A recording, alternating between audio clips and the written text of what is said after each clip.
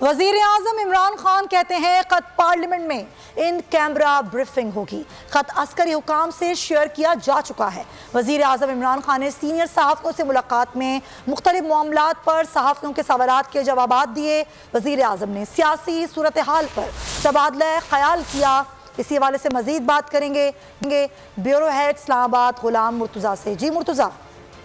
جی بالکل، وزیر اعظم نے آج جو سینئر صحافیوں سے ملاقات کی ہے اس حوالے سے تو ہم آپ کو پہلے بھی بتا چکے ہیں۔ آج ان کا خطاب ہونا تھا جو کہ ناگزیر وجوہات کی بنا پہ مؤخر کر دیا گیا ہے، اور سینئر صحافیوں سے ملاقات میں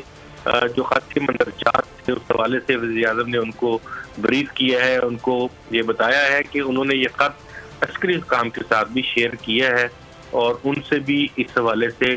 رائے جو ہے وہ لی گئی تھی، اور سوالات سے جن کے حوالے سے کچھ کی جانب سے یہ پوچھا گیا تھا کہ ہمیں یہ بتائیے کہ کیا آپ اپوزیشن کے ساتھ یا پارلیمنٹ کے جوائنٹ سٹنگ میں یا کسی ایسے فورم کے اوپر بھی آپ اس کو خط کو لے جا سکتے ہیں، تو وزیر اعظم نے کہا کہ ابھی تو میرے خلاف جو ہے وہ تحریک عدم اعتماد ہے، اور ہم اس کے اوپر سوچ رہے ہیں کہ شاید اس حوالے سے بھی کوئی فیصلہ جو ہے وہ کیا جا سکے۔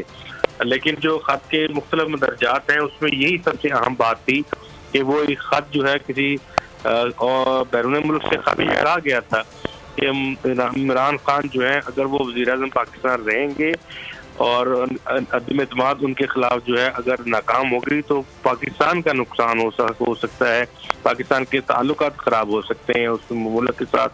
تو یہ اس طرح کی جو بات خط میں دی گئی ہے اور جس کے مندرجات سے وزیر اعظم نے آگاہ کیا ہے، لیکن وزیر اعظم نے ابھی تک نہ تو اس ملک کا نام بتایا ہے کہ جہاں سے یہ خط آیا تھا، اور نہ یہ بتایا ہے کہ یہ خط براہ راست اس ملک کی اسٹیٹ ڈپارٹمنٹ کی جانب سے لکھا گیا تھا یا دفتر خارجہ کی جانب سے لکھا گیا تھا یا ہمارے سفیر کو کوئی پیغام دیا تھا اس سفیر نے آگے لکھا ہے۔ یہ سورس اس طرح سے اس کا ڈسکلوز ابھی تک نہیں ہوا ہے۔ اچھا، خط کے جو مندرجات تھے وہ تو بتائے گئے ہیں صحافیوں کو، ایک تو پہلی بات یہ بتائیے گا۔ دوسرا، آپ نے کہا کہ جو آج کا خطاب موخر ہوا تو موخر ہی ہوا ہے، یعنی کہ وہ آگے جا کے وزیر اعظم کر سکتے ہیں خطاب قوم سے؟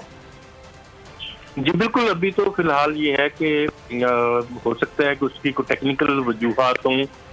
جس کی وجہ سے اس کو مؤخر کیا گیا ہے، لیکن ظاہر ہے کہ اس کے حوالے سے کوئی بھی یہ خط کے حوالے سے وہ خطاب کرنا چاہتے تھے اور قوم کو اعتماد میں لینا چاہتے تھے، تو ابھی یہ ہے کہ انہوں نے اپنا خود فیصلہ یہ لیا ہے کہ وہ قوم کو ابھی اس حوالے سے اعتماد میں نہیں لیں گے، بلکہ کچھ وقت جو ہے اور مزید وہ اس کے اوپر مشاورت کریں گے۔ پھر اس کے بعد اگر مشاورت کرنے والے اسٹیک ہولڈر کی جانب سے انہیں کہا گیا کہ آپ بتا سکتے ہیں اس کے مندرجات، تو وہ اس کے مندرجات سے کے حوالے سے عوام کو بھی اعتماد میں لیں گے۔